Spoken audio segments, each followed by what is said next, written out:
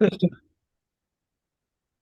first of all, welcome this afternoon to our panel discussion on cryptocurrencies. I'm great to see that people can make it today, given that we've had a lot of events lately, and it's right at the end of term now, so it's right going into exams. But um, thanks. So, what we're going to be discussing today, of course, is the crisis of cryptos. What's going on? Um, will they survive? And got a great panel today. Diane-Laure Arjaliès, Doug Cumming, Hubert Pun, and Stephen Williamson. And I must confess, I've also published a little bit in crypto myself. So it's sort of something that's of great interest. So what's going to happen is each panel member is going to speak for about 5, 10, 15 minutes on their take on things, and then we'll move on to a dialogue through which the members of the audience are welcome to join in. Diane-Laure? Hi, everybody. Can you hear me well? Good. So I'm gonna start with a presentation because I was thinking that the best way to speak about the crisis in the digital currency was to give an example. So we've just finished to work on the project, which is the notion of blockchain, cryptocurrencies, and NFT, which are non-fungible tokens, and the gaming industry. So we looked at what video gamers thought of this topic. So just a little overview to tell you where I'm speaking from. I'm what we call a social study of finance scholar.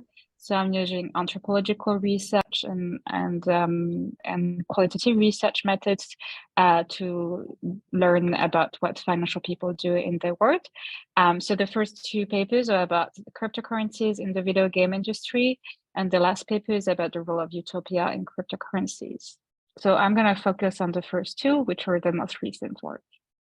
So what we did is that we survey the video game industry. We also work with some video game designers, and we look at how they reacted when the games companies were offering cryptocurrencies and NFT in the game. And we did it for a few reasons. First, you might not know it, but 95% of Gen Z in North America are playing video games. And we estimate that 35% of the population is actively playing video games. So first, it's a huge part of the population. And we're thinking that societal reaction in that the population might tell us about what the video games and what this Web 3.0 look like. The other thing as well is that we're thinking that these are online gamers, they live in the virtual world, they tend to be community driven. So if there were one audience that should react well with cryptos and NFT, that should be those video gamers. But what we saw is that, and I think this is the key message, is that the gamers associated cryptocurrencies and NFTs with a financial logic. And so in the paper, we name it, that we call that an institutional object, is that when an object is associated with a specific logic, like for instance, ballot papers is with democracy, or crucifix will be associated with a religion. And so what we see is that NFT and cryptocurrencies are really associated with the financial logic. And that's interesting because at the very beginning, cryptocurrencies were developed to be outside the financial institution. So there's a bit of a irony here with this association. And because of that, the video gamers, especially in North America and Europe, they really rejected NFT and cryptocurrencies. And I think this could speak towards the crisis in digital currencies, is that gamers will want to escape their daily world and to live in a fantastic world when they're the heroes. They don't want to be used for financial reasons. So that also speaks maybe to the crisis of digital currencies. They're really associated with greed. On the other side is the Asia Pacific gamers, especially like countries like the Philippines. For them, they start using crypto gaming as a way to earn money. And so that's also with the financial logic, but clearly they start having more the earnings through playing crypto gamings compared to just leaving or just having a regular job. So what we could see is that North America and Europe, very huge reject, and Asia Pacific gamers quite welcoming of cryptocurrency, but for financial reasons. And so the video game industry is quite at the forefront of a difficult decision to make, because if they keep doing cryptocurrencies, then gamers might push back, but then the Asia Pacific is taking lead. So that's the key message of the papers. I just want to give you a few numbers there. Gaming, so 75% of North American households. So I think the results we have in the research is quite interesting compared to the rest of society and the relationship with cryptocurrencies, which is mostly a hateful relationship than a love relationship. North American gamers only represent 15% of global crypto gamers, and really financialization of gaming. They run gameplay among casual gamers, and so game developers as well have been quite reluctant to develop more cryptocurrencies there. Just to show you a little quotes, just so you to get a sense. So Matt Key, Twitter, I just hate that they keep finding ways to nickel and dime us in whatever way they can. I don't see anyone mentioning how it benefits the gamer and improves gameplay. It's always about how can I make money of this. Eric, it was only a few bucks, but I remember thinking, what won't they just give us the horse armor? Why make it just pay for it? And the merit, which is antagonism toward the company, has built up over the last decade, partly because of the growing number of microtransactions. So when game makers introduced NFTs as an additional element to buy and sell, players were prompt to call this stuff out. We've been here before. So those quotes shows that people, like a lot of people were proponent of cryptocurrencies. The NFT really emphasizes the benefits, that you can have communities, that you can have more independence in the way you're going to trade. But what we've seen in the research is that at the opposite, gamers who want to play really see that it's only a way for the video game industry to make more money on their side. Asia Pacific as well, Asian countries, as I was saying, Vietnam, Indonesia, the Philippines, because they're really related to weakness of the currencies compared to cryptocurrencies, Bitcoin, Ethereum. Then they start having earnings from playing crypto NFT games. But what's really important here is that when they play, it's not to play, it's to earn money. Okay, so we're really into the financial logic. And so they have some capacity like gaming goods, or they have some support to try to do that as well inside those countries. So that's really important. As a result, you have to know that the video game industry is starting to be bigger in Asia Pacific compared to North America. So North American and European video game companies are really in trouble because if they're losing track in the Asia Pacific. Just to finish on another note, there was a lot of discussion about the use of cryptocurrencies and NFTs and artistic words, you know, like people were talking about the fact that NFT or crypto could be used for artists to fund themselves. That's an example of the CryptoKitties. Maybe you've heard about that. So basically, they're like tokenization of little characters whose only advantage is having collectibles. So basically they're being issued in different colors and different shapes or whatever. So it was a huge success when that was launched, 10% of their Ethereum network. But then there was a huge fall, okay? Because clearly there was a little bit of supply. People were wondering what was the advantage. And when it comes from the artistic logic, so I've been working with an artist myself with the first paper. Clearly, the artists believe that the usage of NFT and crypto was really endangering the artistic logic there as well, because it was used really for collectible and money purposes.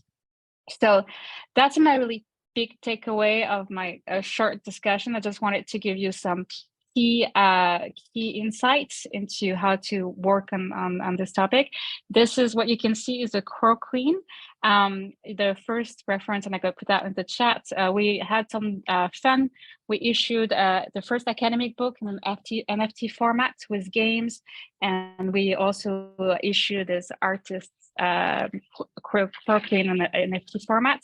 So even us as academics, we can also work with this Web 3.0. So that's my small and short overview of the topic.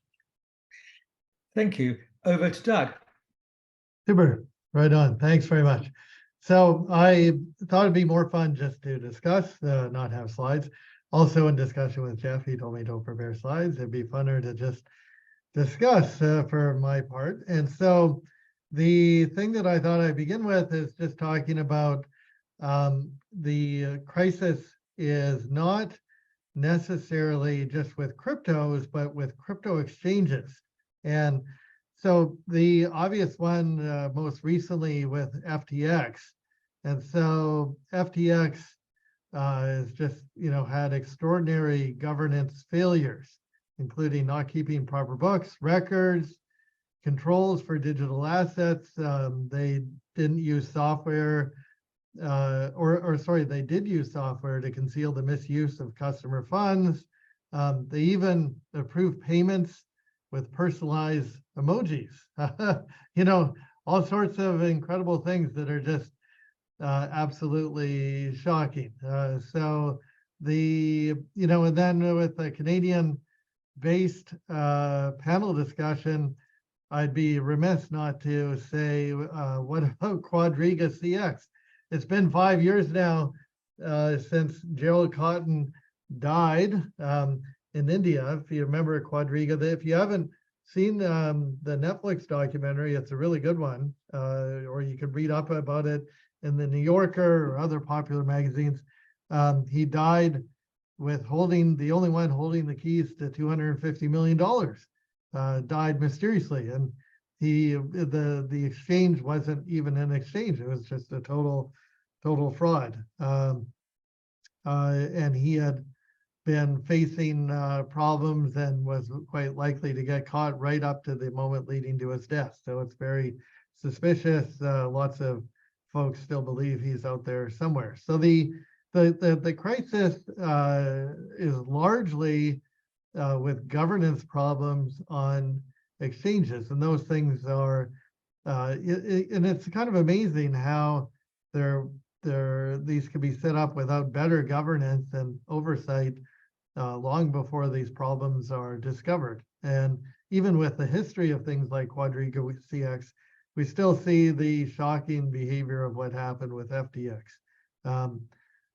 Even non-arm's length transactions that exacerbated its decline in the month before it failed last year. So that's really perhaps the big elephant in the room is the governance with those exchanges. The second one to talk about, though, more specifically with cryptos, is with regular stock markets, we have in trading, we have a very good set of controls known as electronic surveillance, computerized surveillance that monitors the trading activity that goes on with different securities. And we could, of course, debate whether or not cryptos are actually a security, that their legal standing is in a state of flux, but there's absolutely no question that market manipulation happens in the case of cryptos. Those cryptos,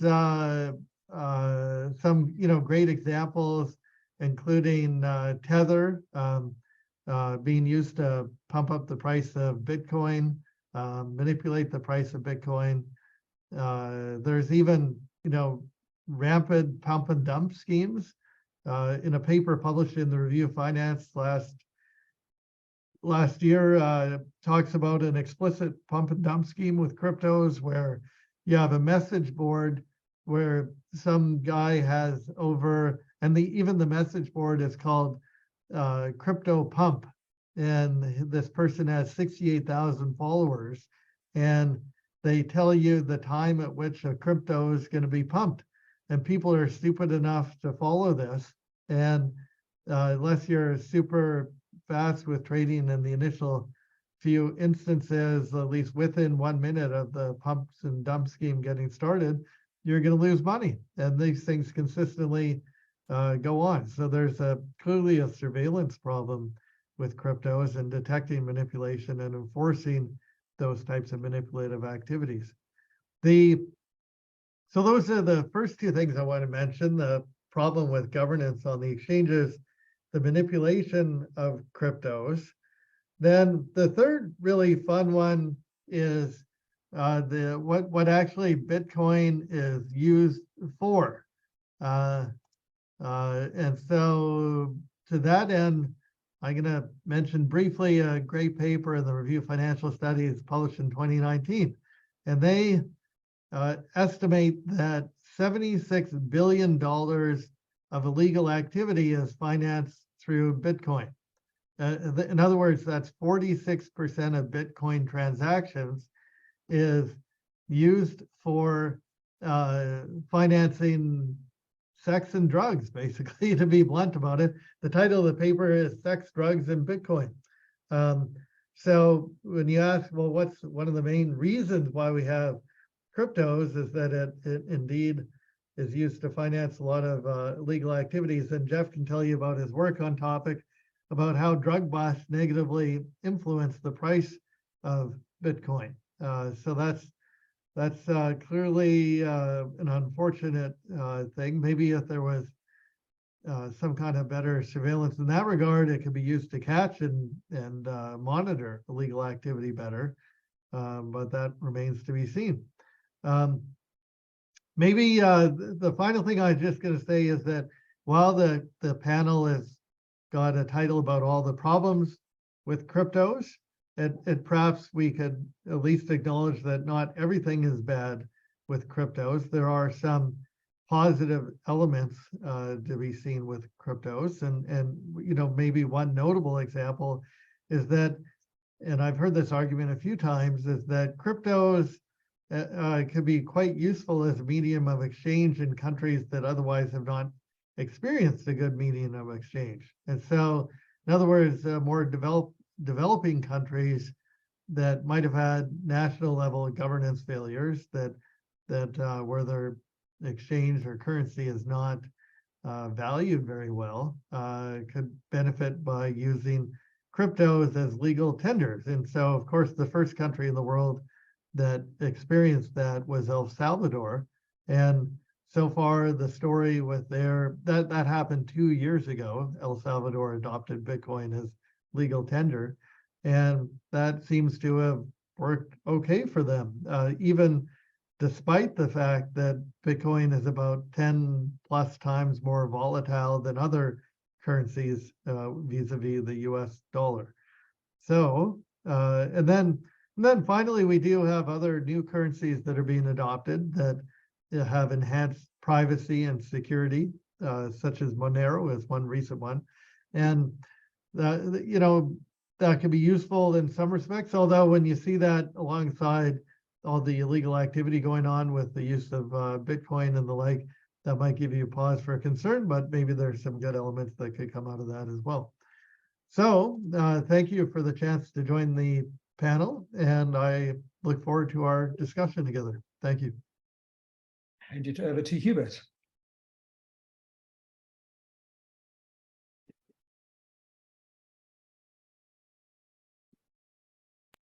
I hope you can see my slide. Yep. Well, I'd like to continue with the last point that Douglas pointed out, which is some of the opportunity of a cryptocurrency. Well, so I have done some research myself. So in 2022, the top 5 countries by crypto adoption globally are Vietnam, Philippines, Ukraine, India, and United States. You will notice that most of them are low-income countries. Well, out of the top 20 ranked countries, so 10 of them are lower or middle income. So let me give you some example as well. Vietnam, Philippines, Ukraine, India, Pakistan, Nigeria, Morocco, Nepal, Kenya, Indonesia. So the reason that people in those countries that they like to adopt cryptocurrency is to preserve the saving in time of the fiat currency volatility. So what does it mean to a Canadian like ourselves? So for crypto asset to succeed, they need to perform better than the status quo. So in Canada, we have a good banking system. So therefore, the status quo is pretty high. However, to the global unbanked population, so there's actually no status quo. So therefore, cryptocurrency can actually meet their need. So but then from a Canadian perspective, global adoption will influence local adoption. So therefore, global adoption in a globalized world would actually push crypto to the mainstream. So that would be some of the implication to Canadian. Okay, so anyway, so my name is Hubert. I'm from the Ivey Business School.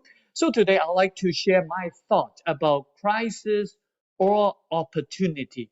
Crisis or opportunity in the digital currency. So from a traditional bank perspective, so there are challenges from neobanks and also digital banks. So let me give you some examples. So Wealth Simple, Simply Financial, Tangerine, Neo Financial, EQ banks. So those are the banks that operates exclusively online.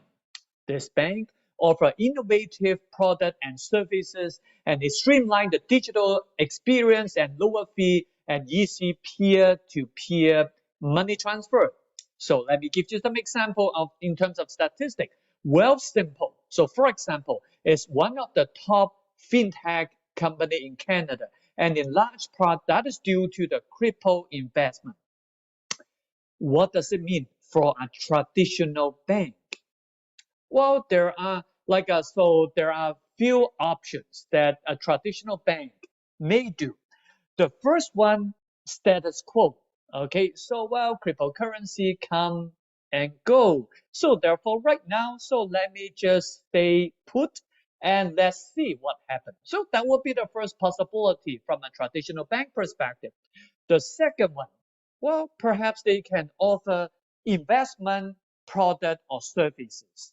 So let's say they can offer some ETF, exchange traded funds, and mutual funds that include cryptocurrency. Well, the last one, what about being a meaningful ecosystem player?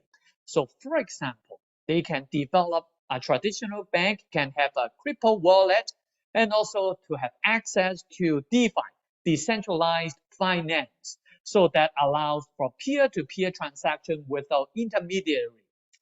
However, doing the third option, it may expose the bank and its customer to significant risk. The reason is that the cryptocurrency is largely unregulated, and the customer may be susceptible to fraud, money laundering, and other criminal activity. So people may hack or cyber attack to their wallet. So therefore, that would be the challenges that the CEO or the top tier traditional bank, they need to think, what should they do? Well, so in terms of the cryptocurrency, how do I see the potential growth? Well, one thing would be CFI, okay, centralized finance. So basically, those are the centralized firm that is built on crypto rails. So those are the fintech firms that help the simplified user experience. So from the customer perspective, that is indistinguishable from a traditional finance. And the crypto only happens in the back end. And that less the reliance onto the bank. Let me provide some example about some of the CFI firms. So PayPal, Square, now called Block, Robinhood, Stripe, Visa, MasterCard, they are actually doing something like that. Well, but Douglas also point out about the FTX situation. So the whole point of the blockchain technology is actually to introduce a system that can disintermediate trust. Rather than trusting into the human institution, the whole point of blockchain is to trust in immutable, executable code, something like a smart contract. Well, the same problem of trust actually played the centralized system find a way to the cryptocurrency as well. And there are too many CFI companies that abuse their control over the asset or take advantage of the lack of the investor sophistication. So FTX is the most famous of them. Well, that is not the problem of cryptocurrency. That is just human nature. Second possibility, pure native crypto. Well, like the internet. So let's think about internet. Internet is actually built by technology experts. And at that time, they are not thinking about user experience. The killing app of internet is web page, okay, www, web browser. having a web browser is a medium that can make the user much more comfortable so that the user eventually figured out what is internet.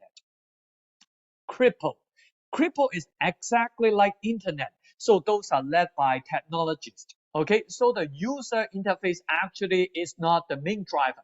That's why crypto is actually quite hard to figure that out. Like for example, if you are using crypto, you need to understand what is the private key management, the seed backup, paying the network fee, sending command to the DeFi protocol. Those are very difficult to do. What we need is to have a killer app that simply download an app, generate a wallet, and then use that to interact with blockchain. Then that makes cryptocurrency much easier to be used. So at that point, so in the CeFi is doing something like that, but then users lose trust in exchange and the CeFi platform. And we want to shift something so that is decentralized, that is a pure native crypto. So one day, if someone can develop something like a web browser for blockchain, so that it makes the native experience of crypto much easier to be used. At that time, people can use this killing app to interact with blockchain game, collect with the NFT, renting out different decentralized cloud storage, or like there's so much thing that can be done. Last point that about the potential growth of the CeFi, of the crypto, may be the private or permissioned blockchain. So by the term private permission actually is an oxymoron. The reason is that blockchain, the whole point, should be decentralized. Let me give you some example. Internet versus intranet. Internet versus intranet. So like 10, 20 years ago, there are something called the intranet that only happens within a particular company, while internet actually have a global reach. So private blockchain is very similar to the intranet. The reason is that so some of the high, like a JP Morgan. So how can you ask JP Morgan to release the control of being an intermediary and adopt blockchain? So therefore, there's quite a number of traditional financial institutions. They are using private blockchain. And the whole point is to solve a lot of back office operational challenges. Well, however, if you talk to a true blockchain evangelist, okay, so they find that actually is like a completely opposite to the open nature of blockchain. And basically, public crypto blockchain is fundamentally changing the entire ecosystem. So therefore, majority of the fintech firm, they would prefer a public permissionless blockchain compared to a private blockchain. But that can be a way for the potential growth of the crypto. Last point. So people nowadays, they are talking about ChatGPT. Okay, version 3.5, version 4, who knows, maybe one day version 5, version 6 is coming. Well, how does blockchain interact with AI? Okay, the first point I'd like to bring out is basically it can put a restriction. Okay, so for AI, so that is like an optimization problem, trying to find way to do things most optimally. But then blockchain is actually opposite.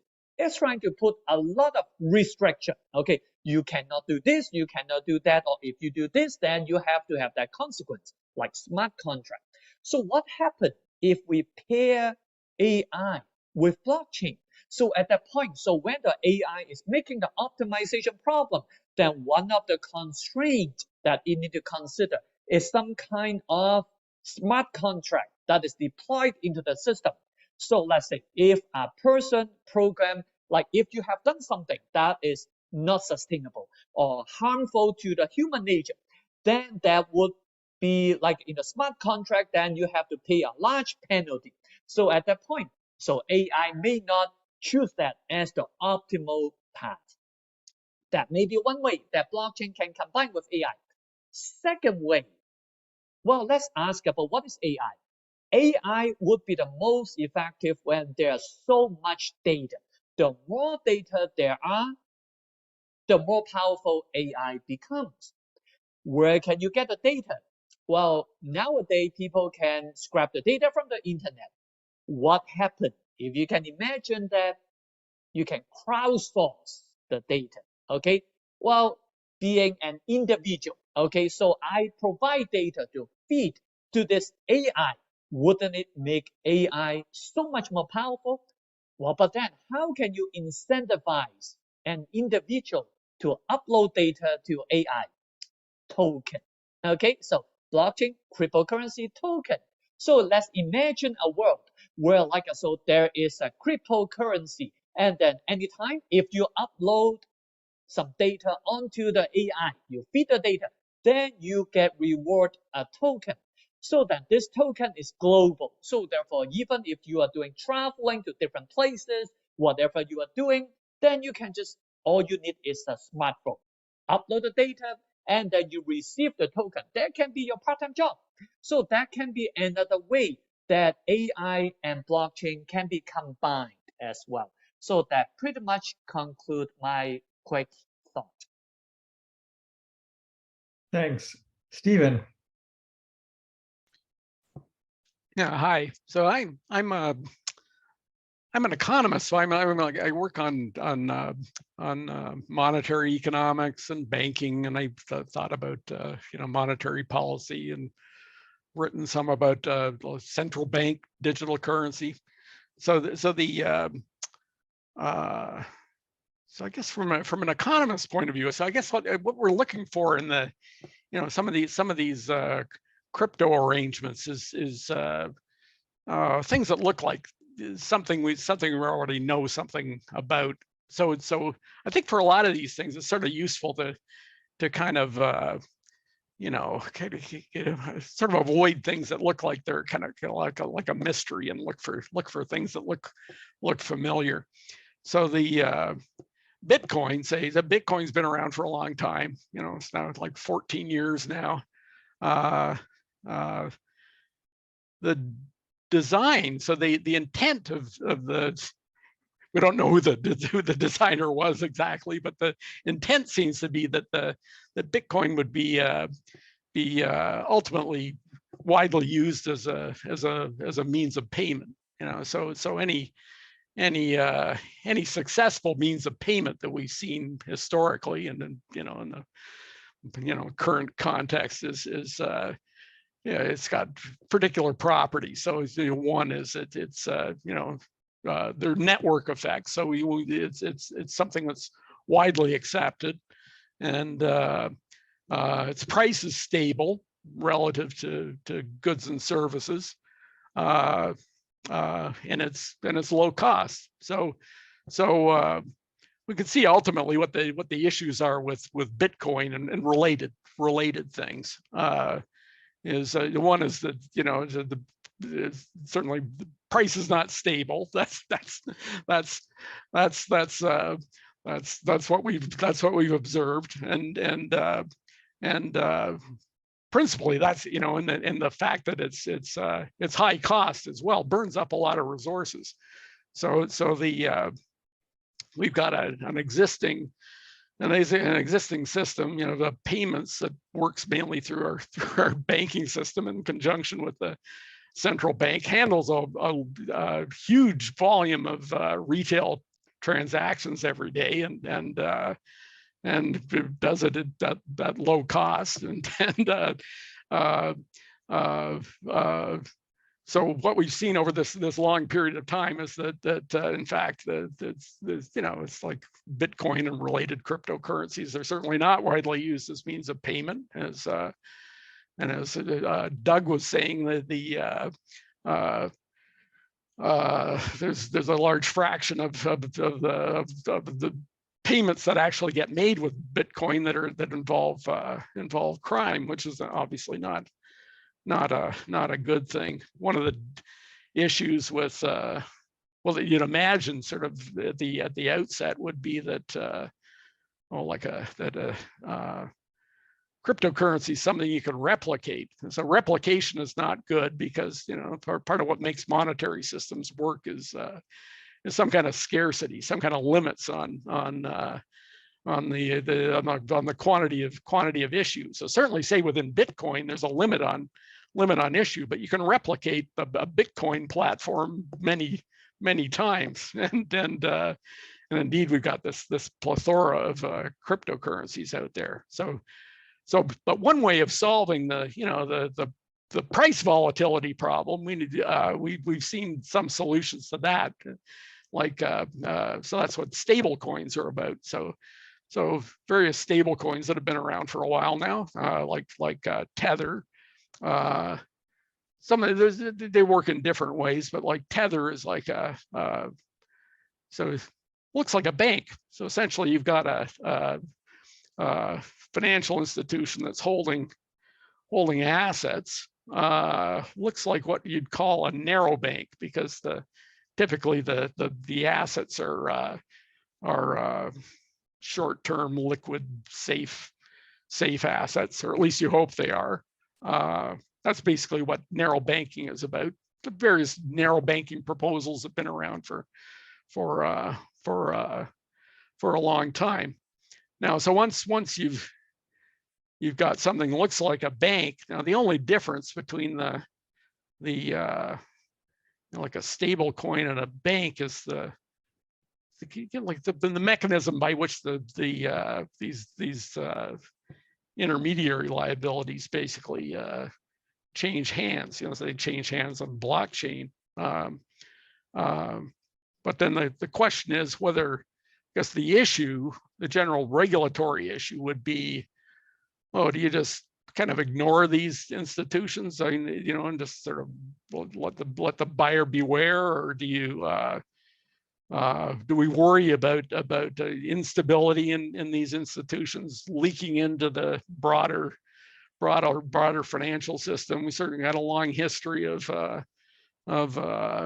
financial contagion and systemic instability that we have to worry about. And the kind of question is, how do you, if you're going to regulate, and not just stable coins, but all kinds of other, crypto assets with various properties. So what are they? Does this come under securities regulation or banking regulation or what? And then suppose it's, we think there are things that look like banks that should be regulated like banks, then what's the appropriate way to regulate them? Is it something like this kind of narrow banking restriction that you restrict a stable coin to holding a particular set of safe assets, or do you regulate them like a lot of banks are regulated to allow for like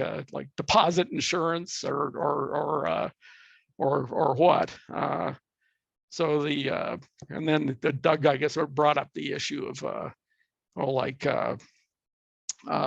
exchanges. So of course, the initial promise of say when Bitcoin was thought up was that this would allow you to sidestep the centralized financial system and have decentralized payments on a decentralized ledger, which is blockchain, and you could possibly avoid a lot of hassle and move assets around internationally at low cost, etc. But then over time, it's proved convenient for people to rather than trading the cryptocurrencies directly, to be trading through an exchange. And of course, the exchange looks like conventional brokerage or something, some kind of financial intermediation that's centralized. So in fact, so we kind of gravitate to that, and then all the usual problems arise that we see when you have to trust people with your money, that there's incentives of fraud and lending yourself and whatever else we're familiar with historically. So it's there's a whole lot of questions in terms of say regulation and how it should be done in this sector, and possibly regulators move very slowly, and That's an issue. This is the issue of central bank digital currency. That's I think the central banks got very interested in this. It's partly because it was partly spurred by cryptocurrencies. And I think they've come to the conclusion that if a central bank ever issued digital currency, it wouldn't be something traded on a decentralized ledger. It would be more, it'd be more centralized. It would look probably more like kind of conventional banking, maybe kind of like universal access to central bank reserve accounts or something. But we can talk more about that later. I should probably stop. Thanks. And of course, one interesting thing with crypto, I always think, is because the criminal usage. As you know, criminals use casinos and they don't buy out losing money because the money comes out clean. And of course, that's an interesting thing if you've got a big chunk of users of cryptos who don't actually mind if they lose money or they don't mind risk. And that's an interesting dynamic in the whole thing. And I always think it's a very interesting question as to whether the present questions around crypto would have been a lot more severe if you didn't have that big chunk of users who are quite willing to take serious losses. But shall we hand over to the audience and then we can get discussion going?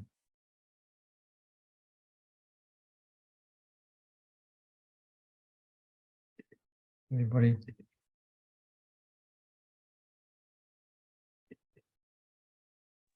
I will ask a couple of questions if you don't. Oh, sorry, Vivian, I saw your hand go up there. Just for clarity, Hubert, you mentioned the popularity, and I think you were speaking of Bitcoin in particular, but perhaps this array of the cryptos in some countries whose currencies are much more volatile, perhaps than Canada. So there's like the popularity is relative, and then of course, Stephen was just saying how one of the reasons why it's so difficult to consider Bitcoin as a medium of exchange is because of the volatility in price. So is the argument there that some of those countries like El Salvador and elsewhere, they're not as concerned about the volatility in price because their own currencies are so volatile relative to? Exactly. So they are still very concerned about their own fiat currency. So there's a huge deflation and inflation going on. So that's why having a Bitcoin perhaps is a good investment. So from their perspective, so the country that I listed earlier is like Vietnam, Philippines, Ukraine, India, Pakistan, Nigeria, Morocco, Nepal, Kenya. So those are the countries that their currency is not very strong. So therefore, typically individual, they may see investing in a Bitcoin perhaps would be a stronger possibility than holding on their own currency. Anybody else on the panel? Yeah, I can, with the video gamers, it's interesting that the adoption of cryptocurrencies was really done in Asia Pacific as well, with the Philippines and Vietnam as well. For us, the research shows that it's a way to get some earnings. Like they're gonna earn more money through cryptocurrencies and by playing than just doing a job in their country. So it's interesting that we see some similarities between Uber's overall learning and our case study about video gamers. So yeah. Yeah, I was going to say, your currency is going to have to be incredibly volatile to make it, to make say Bitcoin preferable. So I don't think that can't be what's say driving any demand for cryptocurrency in India. And I think we heard the example of El Salvador. So El Salvador, the extent I understand it, so I haven't followed it lately, but my understanding was that this is something essentially being pushed on people by the government, and possibly involving corruption, and with involving the guy who running a crypto exchange. So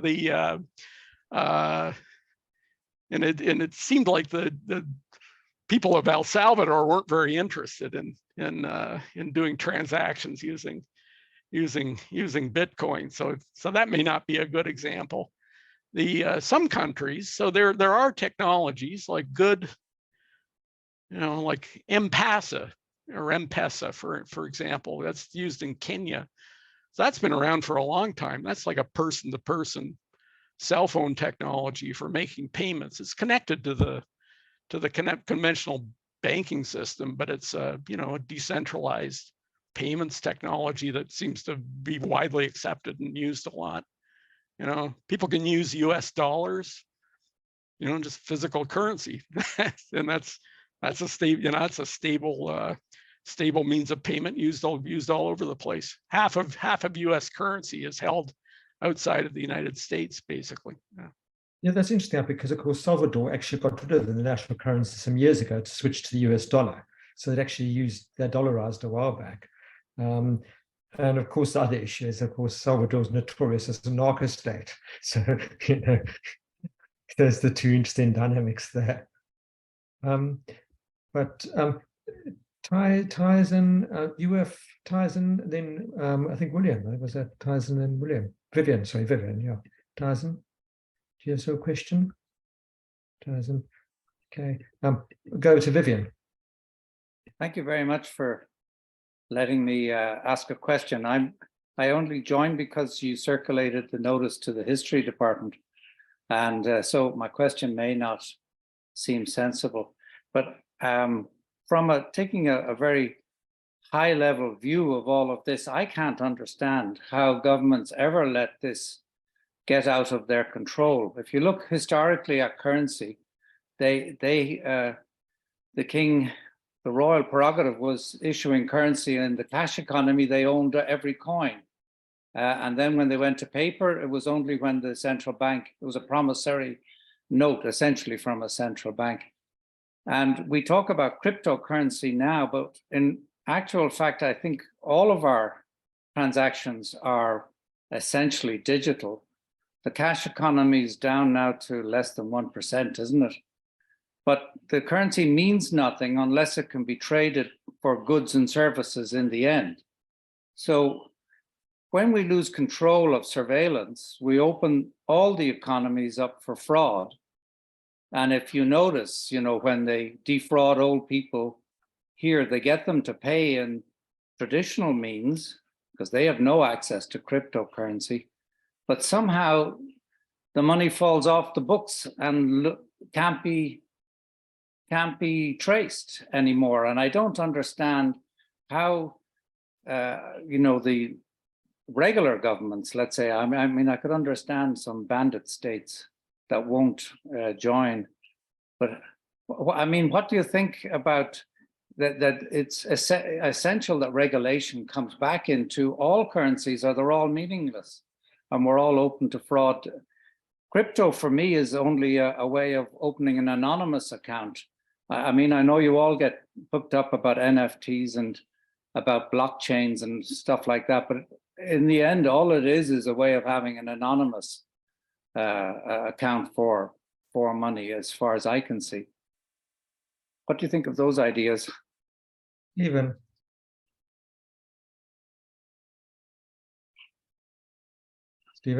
Oh, you said my name. Okay. Yeah. So the one thing is, here's what's interesting is that there's a history of private monies. In fact, Canada had it, So before 1935, before we had a central bank, all the chartered banks issued paper currency, and they actually had like a pretty well functioning system of private currencies before we had a central bank. So the typical central banking arrangement is kind of like what you said. It's like the central bank basically bans he bans these private monies and then establishes a monopoly for itself. But wasn't always like that. Forgot what else you were saying about there was a question about why don't they go back to it? The central banks of the why don't they go? Yeah, why don't they just go back to it? Oh, so and monopolize the whole thing again. Oh, for instance, the monopoly, yeah. So geez, so payments now is like you said, a lot of it is digital through the banking system. Now the question would be, you know, like whether you want to go to the extent of banning these crypto assets. So that's, you know, and that's kind of the big question, you know, is how they, what's the cost of what's the cost of not regulating them relative to regulating them? And if you're going to regulate them, how do you do it? Can I ask you a question? What's the difference between cryptocurrency and tulips in Amsterdam in whenever it was, the 17th century? Oh, what's the difference? They sound exactly the same to me. Yeah, so the little different, because then it kind of looks like some of it kind of looks like a gambling platform, right? But there's also this criminal element, you know, is that it's the privacy of the transactions. Now you could also say that about cash. That's so privacy. Yeah, privacy is an issue. So privacy kind of cuts both ways. So we don't like privacy when their privacy is used by criminals, but every time you do a digital transaction, you do an online transaction using a credit card or a debit card, you're opening yourself up to problems, you know, people stealing information or stealing wealth from you, a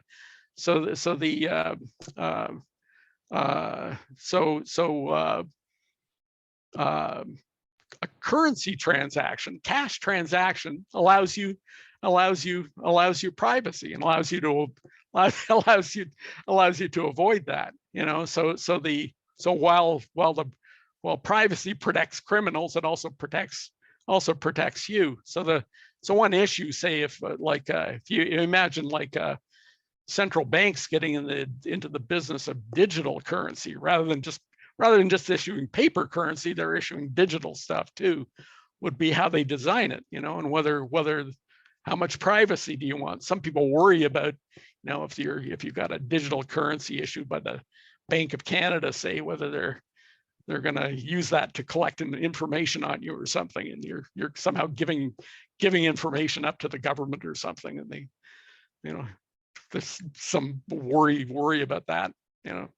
I would think it would be a reassurance these days to know that all your transactions are monitored. So like virtually everything we do now is traceable. And it's not that they track it proactively, but if there was nefarious activity, they could track backwards through virtually all of your activity, because 99% of what we do is not cash. Mm-hmm. And if you turned up now and wanted to buy a house in cash, for instance, I think you'd be reported to the police. So I think the days of making an excuse for not regulating this because citizens want privacy are past. Yeah, but it's not true that, yeah, 99. It's not true that 99% of transactions are digital. And there's it's phenomenal actually how much currency there is in circulation. It's actually larger now than say 20 years ago. Yeah, I'd love to know, because 6% of supermarket transactions are cash. Only 6%. Yeah. But I haven't used cash personally, and none of my friends, for a long time. And every single thing I do is basically online through the bank. I mean, they may not necessarily through debit and credit cards. Now we're doing transfers and all this sort of stuff ourselves, and all of it is traceable. Yeah, but some of it is not, and that's why there should be an economy outside that. Yeah, that's why we have, you know, that's why we have like money laundering laws. You know, it's like that money laundering is an issue, and it's that's, you know, if you want to commit crimes, you want to hide the transactions. People hide it using either either cash or cryptocurrencies. It's big. It's actually a big issue in terms of how you'd think about what the I don't know, the currency the central bank wants to issue. Hubert. Okay, I'd like to share my 2 cents on that as well. So we agree that like a lot of transaction right now is digital. So that implies there is a ledger. So the question is that who control the ledger? For cryptocurrency, that is a decentralized. No one controls the ledger. And I completely agree with Vivian in a sense that, well, why would the government surrender this control? So therefore, in some country, for example, in China, so like cryptocurrency is actually illegal. The reason is that the government cannot control. So then the other extreme is like Stephen also talked about, that will be the central bank, like a digital currency, CBDC. So at that time, let's say in China, they already have the digital currency. So how does that differ from, let's say, what the bank? Okay, like right now, if we buy or sell using the credit card, so the ledger is controlled by the bank. Okay, so unlikely, but then if one day the bank bankrupt, okay, or like a TD or RBC bankrupt, then that causes a lot of problem. And also we are trusting on the integrity of TD or RBC, not manipulating. So that is the digital ledger that we have right now. What happens if the digital currency is issued by the government? So at that point, the government actually control this ledger. So at that point, what would be the implication? Well, privacy may be one concern. The reason is that would the government link your spending habit with, let's say, your healthcare habit, you buy a lot of things, tobacco, or you don't go to the gym, so therefore you have cancer, or you have other obese. So therefore, would the citizen trust that the bank they link, or the government they link, or they do not link the different database? So therefore, from a citizen perspective, if we surrender the control of the ledger to the government, then there would have a privacy concern. However, if the government is not stepping in to control, then there would have an implication of money laundering, illegal activity. So therefore, right now, we're trying to find a balance between what is the right amount of privacy versus the control in order to guarantee safety while not invading to our private life. So I thought that would be interesting just to throw it out. Laura, I noticed you've got something in the chat box. Do you want to say anything? Yeah, I just wanted to remind people that only 3% of the circulating money is issued by central banks. Most of the money is created by commercial banks themselves.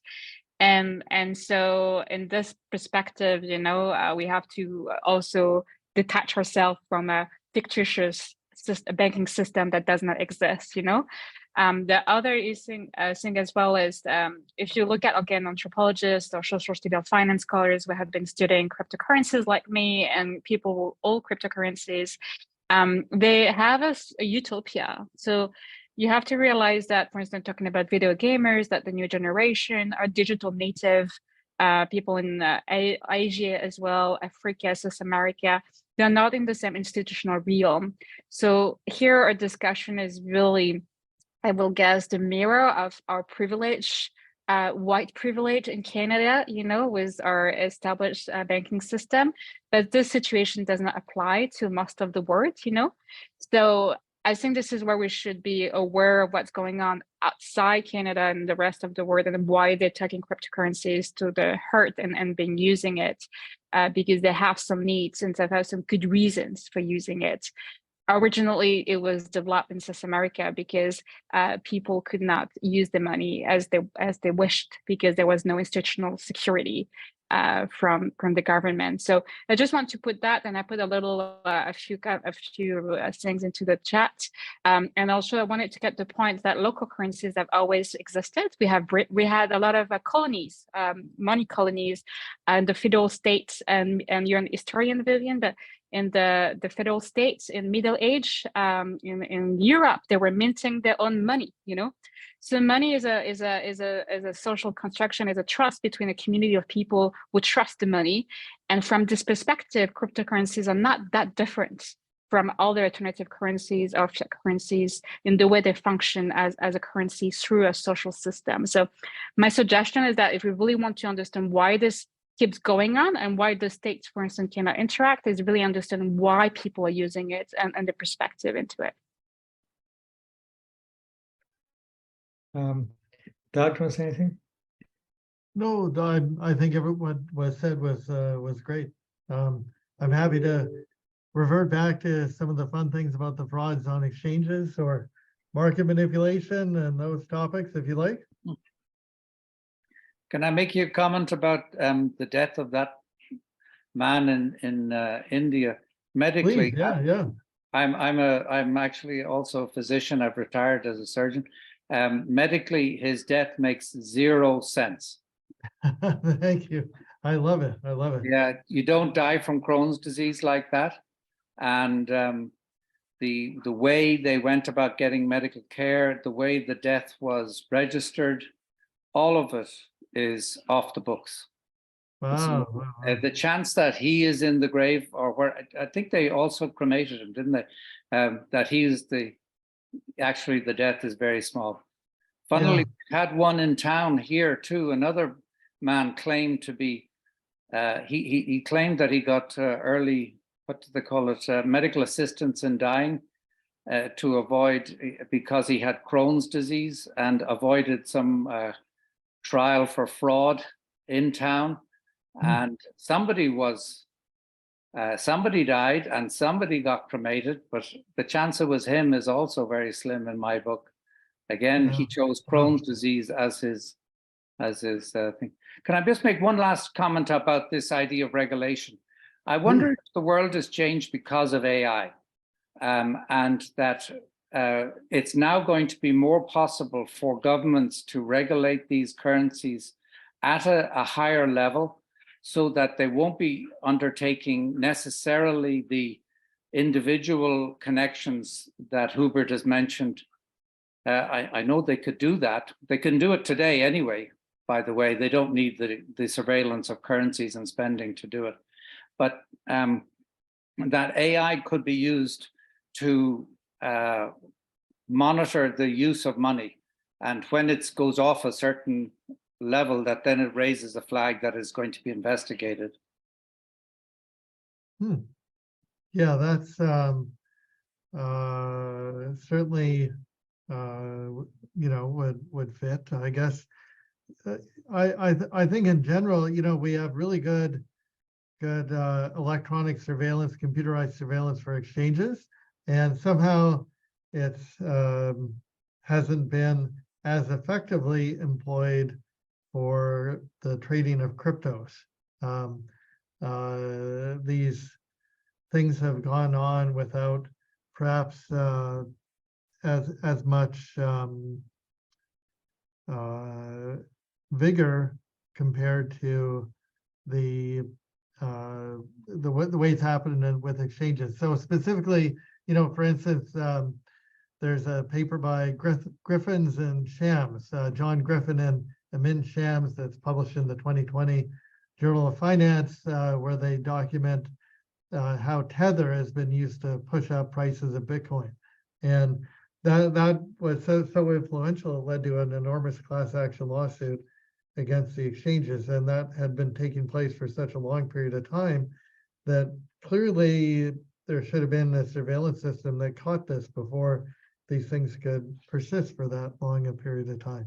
And I think that the issue with cryptos that goes on is that the innovations that come forward are, so fast, and it's hard for regulators and surveillance authorities to keep up. So that makes the issues there that much trickier, and I think a lot more expenditure needs to be made to bring some regularity and stability and oversight with respect to trading in cryptos.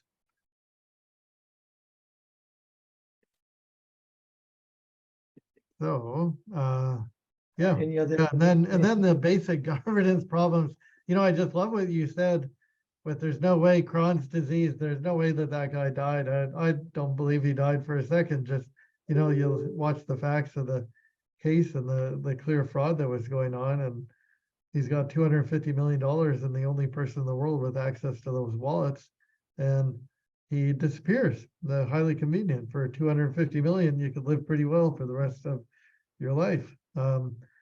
Yeah, so that's clearly an issue. And then the FTX stuff is, shockingly bad governance. It's amazing that so many people would give so much money without doing basic due diligence checks and understanding. In due diligence, we have financial due diligence, but also operational due diligence to see, how the systems and governance checks happen within the organization that you're investing in. Regularly done by hedge funds and other institutional investors. And here a bunch of people gave FTX enormous amounts of money, and then without doing due diligence, and then they're surprised that there are problems afterwards. It's really just incredible that could happen in this day and age. It's really amazing, how history repeats itself. Well, one thing that always amused me at the height of QE is that looking at different kinds of private equity funds, well-performing ones that were low risk, whatever, that lots of people chucked money into funds that were high risk, poorly performing. There's a seemingly at a certain stage in QE, there was a sense of, well, people didn't look that closely anymore. There's a sort of declining investor taste almost, which is interesting.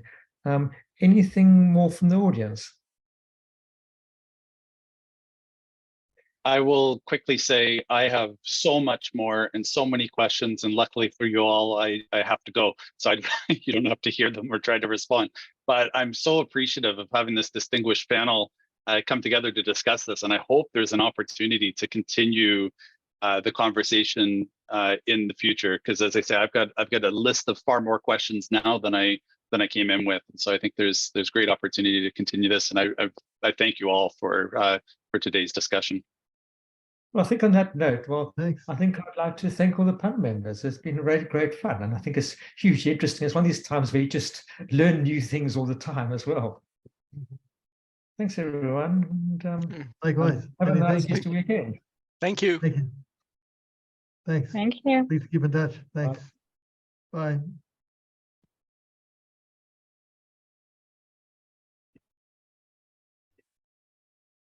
So you are going to send us the web link, right? Yeah. Judy, can you send the panel members the web link? Thanks. Okay, thank you.